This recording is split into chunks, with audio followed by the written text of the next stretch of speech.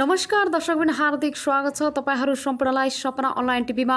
अहिलेसम्म तपाईले सब्स्क्राइब गर्नु भएको छैन, तपाई नयाँ हुनुहुन्छ भने हाम्रो च्यानललाई सब्स्क्राइब गरी छेउमा रहेको बेल आइकनलाई दबाई अलमा क्लिक गर्न नबिर्सनु होला। आउनु सब लागौं पहिलो खबरतर्फ। डेन्जर तरिकाले उर्लियो बाढी, 800 जनाको मृत्यु, 400 घर डुबान परेका छन्। पाँचुरा जिल्लाको पूर्वी उत्तरी भेगको स्वामी कार्तिक खापर गाउँपालिका 3 जुकोटमा शुक्रबार पहिरो खस्कँदा पाकेको गहुँ बाली बगाएको छ। निरन्तर आएको अविरल वर्षाका कारण पहिरो लागेपछि गहुँ र जौ बगाएको हो। अविरल वर्षाले घर पनि बगाएको छ र धेरै जनधनको क्षति पुर्याएको छ। बाई कुलो नजिकैको पहिरो गए पनि गहुँ जौ बालीमा पूर्ण रूपमा क्षति पुर्याएको स्थानीयवासीले बताएका छन्। वर्षाले खट्टे खोलादेखि 22 सम्मको सिँचाइ कुलोको पानीको बहाव बढेपछि कुलो मुनिबाट पहिरो बगेको स्थानीयवासीको भनाइ छ। पहिरोले पाकेको गहुँ बाली बगाएपछि किसान चिन्तित भएका छन्। बाली भित्राउने समयमा पहिरोले कुरी लुच्छी बगाएपछि किसानलाई भोकमरीको चिन्ता बढेको छ।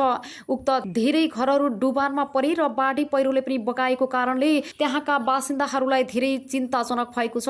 करिब 20 परिवारको गहुँ जौ बालीमा क्षति पुगेको स्थानीयवासीले दुखेसो गरेका छन्। यस्तै 500 घरको उच्च जोखिममा रहेको स्थानीयवासी मेघराज शाहीले बताए। उनका अनुसार गाउँमाथि रहेको खेतबारीमा पाकेको गहुँ जौ लगायत बाली नष्ट भइसकेको र अझै वर्षा नरोकिएमा पहिरो र बाढी आएर घर बगाउने जोखिम रहेको छ। यसैगरी आउनु सब अर्को निस्तर्फ लागौं। राष्ट्रपति र प्रधानमन्त्रीका कदमको राजनीतिक रूपमा प्रतिवाद गर्ने विपक्षी गठबन्धनको निर्णय भएको छ। 5 राजनीतिक दल आबद्ध विपक्षी गठबन्धनले राष्ट्रपति विद्यादेवी भण्डारी र प्रधानमन्त्री केपी शर्मा ओलीका असंवैधानिक कदम विरुद्ध कानुनी लडाईसँगै राजनीतिक रूपमा पनि प्रतिवाद गर्ने निर्णय लिएको छ। कांग्रेस सभापति शेरबहादुर देउवाको बुढानीलकण्ठ स्थित निवासमा भएको बैठकले कोरोना महामारीबाट सुरक्षित हुँदै राजनीतिक तहबाट असंवैधानिक कदमको विरोध गर्ने तय भएको कांग्रेस वरिष्ठ नेता रामचन्द्र पौडेलले बताए। बैठकमा वैधता गुमाएको काम चलाउ सरकारले पूर्ण आकारको बजेट ल्याएको प्रति पनि विपक्षी गठबन्धनका नेताहरूले विरोध जनाएका थिए। कानुनी रूपमा दलालहरूमा पनि हामी गएका छौं। कोरोनाबाट राजनीतिक रूपमा पनि कसरी प्रभावित गर्ने भन्ने बारे हामीले छलफल गरेका छौं। असंवैधानिक कदमका विरुद्ध क्याम्पेन गरेर अघि बढ्ने बारे कुराकानी भएको छ, पौडेलले भने। बैठकमा माओवादी केन्द्रका अध्यक्ष पुष्पकमल दाहाल, एमाले खनाल नेपाल समूहका नेता माधव कुमार नेपाल, जनता समाजवादी पार्टीका अध्यक्ष उपेन्द्र यादव लगायत नेताहरू सहभागी थिए। नेताहरूले आफ्नो असंवैधानिक कदमका विरुद्ध सडक प्रदर्शन हुने डरले प्रधानमन्त्री ओलीले निषेधाज्ञालाई कडा बनाइएको निष्कर्ष समेत निकालेका थिए। कोरोना महामारी नियन्त्रण र रोकथामका अन्य उपाय अवलम्बन नगरी नागरिक अधिकार कुण्ठित पार्ने गरी निषेधाज्ञालाई मात्रै जोड दिएको विपक्षी गठबन्धनको ठहर छ। यसैगरी आउनु सब अर्को निस्तर्फ लागौं। देउवा निवासमा विपक्षी गठबन्धनका शीर्ष नेताबीच छलफल भइरहेको छ। विपक्षी गठबन्धनका शीर्ष नेताहरू आइतबार छलफलमा जुटिरहेका छन्। कांग्रेस सभापति शेरबहादुर देउवाको निवास बुढानीलकण्ठमा बिहान 9:30 बजेदेखि छलफल चलिरहेको एक नेताले जानकारी दिए। संसद विघटन विरुद्ध राजनीतिक साथै कानुनी लडाईँ लड्ने निर्णय गरेका विपक्षी दलका नेताहरूबीच सरकारले ल्याएको बजेट र थप रणनीति तय गर्ने विषयमा छलफल भइरहेको ती नेताले बताए। छलफलमा कांग्रेसका तर्फबाट सभापति देउवा, वरिष्ठ नेता रामचन्द्र पौडेल, कृष्ण प्रसाद सिटौला, महामन्त्री पूर्णबहादुर खड्का लगायत छन्। माओवादी केन्द्रका अध्यक्ष पुष्पकमल दाहाल, स्थायी कमिटी सदस्य कृष्ण बहादुर महरा, देउवा गुरुङ छन्। त्यसैगरी नेता माधव नेपाल र भीम रावल पनि सहभागी रहेको ती नेताले जानकारी दिए। त्यस्तै जनता समाजवादी पार्टीबाट अध्यक्ष उपेन्द्र यादव, संघीय परिषद अध्यक्ष बाबुराम भट्टराई लगायत नेता सहभागी छन्। यसैगरी आउनु सब अर्को निस्तर्फ लागौं। बजेटको आकार ठूलै बनाउनु थियो भने साधारण खर्च बढाउन होइन, विभिन्न आर्थिक क्षेत्रहरूलाई उस्काउन राहत सके जति बढाउनु पर्थ्यो। देशको बजेटका बारेमा अमेरिकी पूर्व राष्ट्रपति बाराक ओबामाको भनाइ थियो। देशको बजेट कागजमा लेखिएका अङ्कहरूको सङ्गालो मात्र होइन, समाजको मूल्य र मान्यतामा दर्शाउने दस्तावेज पनि हो। मूल्य र मान्यतालाई हेर्ने हो भने अध्यादेशद्वारा ल्याइएको नयाँ बजेटको मूल्याङ्कन गर्न निम्न कुरालाई हेर्नुपर्ने हुन्छ। चुनावको घोषणा र बढ्दै गएको राजनीतिक सङ्कटका बीच आएको यो पूर्ण र महत्त्वाकांक्षी बजेटको औचित्य कति छ र के यो बजेटको कोरोनाको स्वास्थ्य, मानवीय र आर्थिक सङ्कटलाई सम्बोधन गर्न सक्ला? कोरोनाले विश्वभरि ल्याएको सङ्कटबाट सिकेर नेपाली दीर्घकालीन रूपले अर्थतन्त्रलाई आत्मनिर्भर बनाउने जग बसाल्न सक्छ कि सक्दैन? प्रतिनिधि सभा विघटन गरेर अध्यादेशबाट पूर्ण बजेट ल्याउनु चुनावी सरकारले नयाँ कार्यक्रमको घोषणा गर्नु वा जनप्रतिनिधिको अनुमोदन बिना करका दर र दायर परिवर्तन गर्नु उचित हुँदैनथ्यो भने प्रतिनिधि सभा पुनः स्थापना भए वा चुनावपछि अर्को सरकार आई यो बजेट अवैध जस्तो हुनाले कोरोना सङ्कटमा केन्द्रित भएर 6 महिनाका लागि सानो आकारको बजेट ल्याउनु पर्थ्यो भन्ने उनीहरूप्रति छ। 5 पूर्व अर्थमन्त्री र राष्ट्रिय योजना आयोगका 9 पूर्व अध्यक्षले संवैधानिक सङ्कट र अलमल्ल उत्पन्न भएका कारण अध्यादेश मार्फत नियमित र पूर्ण बजेट नल्याउन सचेत गराएका थिए। 5 जना पूर्व निर्वाचन आयोगले निर्वाचन गराउने भूमिका रहेको काम चलाउन सरकारले मतदानलाई प्रभाव पार्ने खालका कार्यक्रम बजेटमा नराख्न भनेका थिए भने 4 पूर्व प्रधान न्यायाधीशले पूर्ण आकारको बजेट नल्याउन सचेत गराएका थिए। न बजेटको मूल्य निर्देशक दस्तावेज मानिने नीति तथा कार्यक्रममा छलफल भयो न त बजेट अघिको आर्थिक सर्वेक्षण र नयाँ बजेटका सिद्धान्त र प्राथमिकतामाथि कम्तीमा सत्तासीन पार्टीले आफ्नो पार्टीभित्र बजेटबारे छलफल चलाउन सक्यो। बहुमतको सरकारले 3 वर्ष पहिलेको बजेटमा अब राजनीतिक लडाईँ सकिएको र देश आर्थिक क्रान्तिमा होमिएको घोषणा गरेको थियो। सत्तारूढ पार्टीको असफलताका कारण यसपटक संसदलाई छलेर अध्यादेशबाट बजेट ल्याउनु पर्ने अवस्था आयो। सरकारको नीति तथा कार्यक्रम राष्ट्रपतिको साटो प्रधानमन्त्रीले पढे। नेपालमा बजेट निर्माणलाई सदियोदेखि प्राविधिक प्रयोग टेक्नोट्र्याकिक एक्सर्साइजका रूपमा लिन्छ। देशको समग्र सामाजिक र आर्थिक अवस्थालाई कता डोर्याउने भन्ने कुरालाई बन्द कोठाभित्रको छलफल बताइएको छ। कोरोनाको दोस्रो लहर आगामी 6-7 महिनामा 40 र 60% भ्याक्सिन नपाए आउने सम्भावित तेस्रो चौथो लहरलाई हेरेर पूर्ण बजेट होइन विशेष बजेट ल्याउनु पर्थ्यो। अनि संसद छलेर अध्यादेशबाट ल्याए पनि त्यसको औचित्य साबित हुन्थ्यो। सङ्कटका बेला बजेटलाई चुस्त र प्रभावकारी बनाउनु पर्नेमा नयाँ बजेट धेरै लोकप्रिय, चुनावी र महत्त्वकांक्षी बनाएको छ। बजेट हेर्दा लाग्छ देशमा कुनै सङ्कट र समस्या छैन।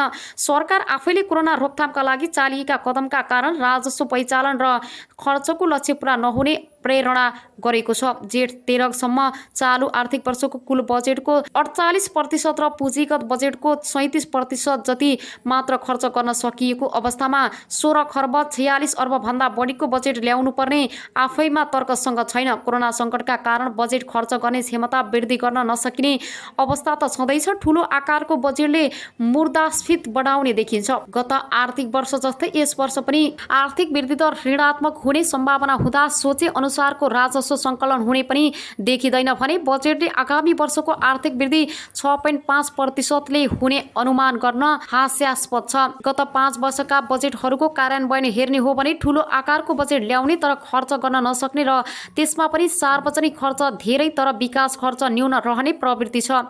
खर्च केवल 10 खर्ब हुने तर बजेट चाहिँ 24 देखि 14 खर्ब ल्याएर गत वर्षको कोरोनाको सङ्कटमा पनि विकासका सपना बाँड्ने काम गरिएको थियो भने यो पटक पनि त्यही परम्परा दोहोर्याएको छ। यसले वित्तीय अनुशासन, उत्तरदायित्व, जिम्मेवारीपन, यथार्थकर्ता आदि बजेटका मूल्य सिद्धान्तलाई अवमूल्य गरेको देखिन्छ।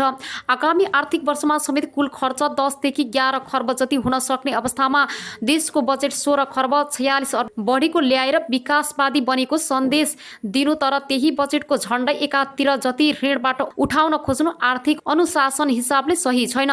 त्यसमा पनि झन्डै 4 खर्ब जतिको ऋण उत्पादकत्व बढाउन र वा ठूला पूर्वाधारका आयोजनामा लगानी गरेर रणनीतिक रूपमा आर्थिक छलङ्ग मार्नका लागि नभएर सार्वजनिक क्षेत्रमा बढ्दै गएको खर्चलाई समेत ध्यान नलिँदैछ। यसै पनि देशको ऋण 3 वर्षमा दोब्बर भएर 14 खर्ब भन्दा बढी पुगेको छ, जुन कुल हास्यस्त उत्पादनको 37% भन्दा बढी छ। यो बजेटको लक्ष्य अनुसार ऋण लिन सफल भए ऋणको भार कुल गरास्तद उत्पादन झन्डै 46 देखि 88% पुग्दा एकातिर हरेक वर्ष ऋण तिर्नमै धेरै पैसा खर्च हुने भयो, अर्कोतिर भविष्यमा ठूलो परियोजनाका लागि चाहिने ऋण लिन गाह्रो हुँदा वित्तीय स्थिरता फिस्कल सस्टेनेबिलिटीमा चुनौती थपिनेछ।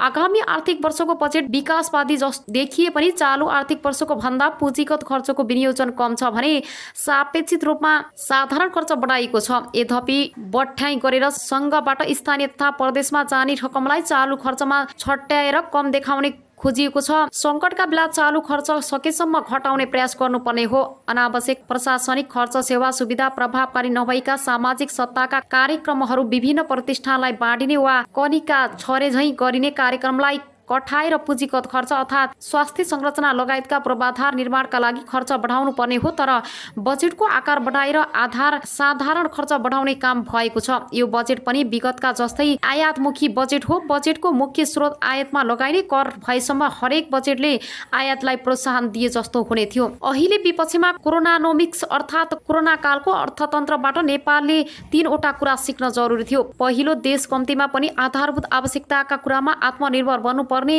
दोस्रो, स्वास्थ्य सङ्कटलाई सम्बोधन गर्न असफल भए देश गहिरो मानवीय र आर्थिक सङ्कटमा फस्ने। तेस्रो, कोरोनाको पहिलो लहरपछि विश्वभरिका देशहरूले भी आकारको आर्थिक पुनरुत्थान अर्थात् कोरोनाको संक्रमणपछि आर्थिक वृद्धि दर उच्च गतिमा बढ्ने अपेक्षा गरेका थिए। भ्याक्सिन समयमै नपाउने नेपाल जस्ता गरिब देशहरूको अर्थतन्त्रको प्रोत्साहन LUR को हुने सम्भावना छ, अर्थात् पहिलोको अवस्थामा आउन लामो समय लाग्न सक्छ। देशलाई आत्मनिर्भर बनाउने प्रयास गर्ने हो भने नेपालको अर्थतन्त्रको आधारभूत संरचनामा परिवर्तन हुन आवश्यक छ। देशको अर्थतन्त्रमा उद्योग क्षेत्रको योगदान बढेसम्म र आर्थिक वृद्धि टिकाउन हुन्छ, न त देशको अर्थतन्त्र स्वावलम्बी नै बस्न सक्छ। यो बजेटमा पनि विगतमा जस्तै आर्थिक संरचना परिवर्तन गर्ने खासै प्रभावकारी योजना छैनन्। यसै पनि विगतको 6-7% आर्थिक वृद्धि दरको आधार उद्योग उत्पादन र रोजगार क्षेत्रको विस्तार भन्दा पनि मौसम राम्रो भएर अनि महाभूकम्प र नाकाबन्दीले थला परेको अर्थात् केही चलायनमा भएकाले सम्भव भएको थियो। ऋणात्मक रहेको आर्थिक वृद्धिलाई 3देखि 4% बढाउन समेत कोरोना संक्रमणले ल्याएको स्वास्थ्य, मानवीय र आर्थिक सङ्कटलाई प्रभावकारी रूपले सम्बोधन गर्न सक्नु पर्थ्यो।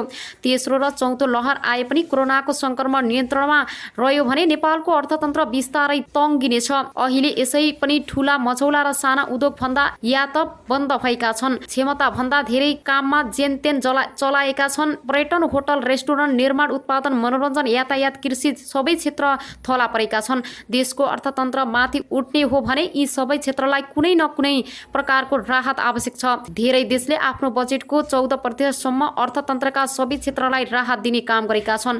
यदि प्रस्तुत बजेटको आकार ठूलो बनाउनु थियो भने साधारण खर्च बढाउन होइन, विभिन्न आर्थिक क्षेत्रलाई उकास्न राहत सके जति बढाउनु पर्थ्यो। कोरोनाबाट प्रभावित नागरिक तथा व्यवसायीका लागि जति राहत र सहुलियतका कार्यक्रमहरू घोषणा भएका छन् स्वागत योग्य छन्, तर समग्रमा राहतका लागि विनियोजन रकम अर्थतन्त्र उकास्न पर्याप्त छ। भारत लगायतका देशहरूले झैं नेपालले पनि उद्योग धन्दालाई कर छुट दिन सक्नु पर्थ्यो।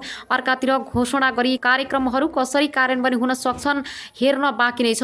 खोप खरिद, कोरोना रोकथाम, नियन्त्रण र उपचार तथा स्वास्थ्य पूर्वाधारका लागि गरिएको 1 खर्ब 22 अर्ब भन्दा बढीको विनियोजन सराहनीय छ, तर गत वर्ष प्रस्तुत बजेटको कार्यान्वयन हेर्दा सरकारको बजेट खर्च गर्ने क्षमता बढेको छैन भने प्रदेशहरूको अवस्था झन् नाजुक छ। प्रदेशमा सरकार बचाउने वा ढाल्ने खेलको स्रोतले दुरुपयोग भएको साधारण खर्च मात्रै बढेको र ढलेको र पुँजीगत खर्च न्यून भएका कारण सङ्घीयतामाथि जनविश्वास घटिरहेको छ। चालु बजेटमा स्वास्थ्य तथा जनसङ्ख्या मन्त्रालयका लागि 90 अर्ब भन्दा बढी र समग्रमा कोरोना महामारीसँग लड्न 6 अर्ब छुट्टै विनियोजन गरिएको थियो। सबै स्वास्थ्य जोखिमबाट नागरिकलाई सुरक्षित राख्ने र स्वास्थ्य सेवा सर्वसुलभ बनाउने, स्वास्थ्य पूर्वाधार निर्माण तथा स्वास्थ्य जनशक्तिको विकास गर्ने भनिएकै थियो। काठमाडौँ र हरेक प्रदेशमा बेड थप्ने र नयाँ अस्पताल भटाउने अनि एकै वर्षमा 40% जनसङ्ख्यालाई स्वास्थ्य बिमाको दायरामा ल्याउने पनि भनियो। एकैचोटि 396 अस्पतालको शिलान्यास पनि गरिएकै हो। घोषणा भएका धेरै कुरा 1 वर्षमै पुरा हुने खालका थिएनन्, तर पुरा गर्न सकिने कुरा पनि सरकारको पुँजीगत खर्च गर्ने क्षमतामा कमी र राजनीतिक कारणले समेत गर्न सकिएन। यसैगरी फेरि पनि तपाईँहरूको माझमा नयाँ न्युजहरू ल्याएर उपस्थित हुने नै छु। सपना अनलाइन टिभीलाई लाइक, कमेन्ट, शेयर, सब्स्क्राइब गरी साथै छेउमा रहेको बेल आइकनलाई दबाई अलमा क्लिक गर्न नबिर्सनुहोला भन्दै अहिलेलाई भने तपाईँहरूको माझबाट बिदा हुन चाहन्छु। हस्त नमस्ते।